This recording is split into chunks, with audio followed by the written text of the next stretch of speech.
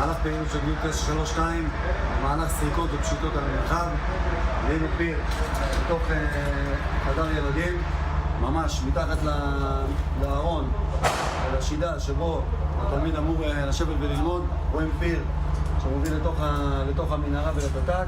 אפשר לראות פה גם את כל המטולים של RPG, אמצעי לחימה, הכל נמצא במרחב אחד, כולל וסטים מוכנים, רימונים ומוכנים להפעלה.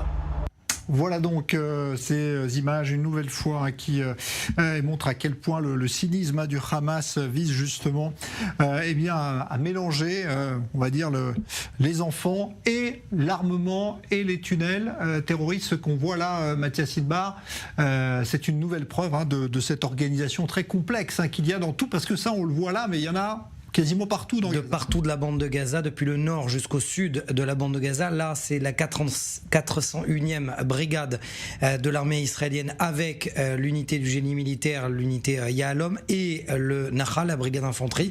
Et ce que vous voyez là, c'est vraiment l'utilisation des infrastructures civiles à des fins terroristes. Lorsque le procès à La Haye va s'ouvrir dans les prochains jours, eh bien ça, c'est la preuve.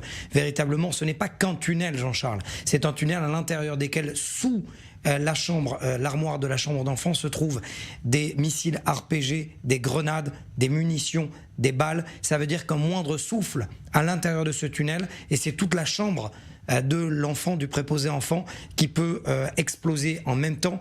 Et vous voyez véritablement que le tunnel c'est pas une cavité, c'est vraiment un tunnel qui va plonger en profondeur et qui va rejoindre une galerie souterraine du Hamas que l'on connaît désormais. Voilà.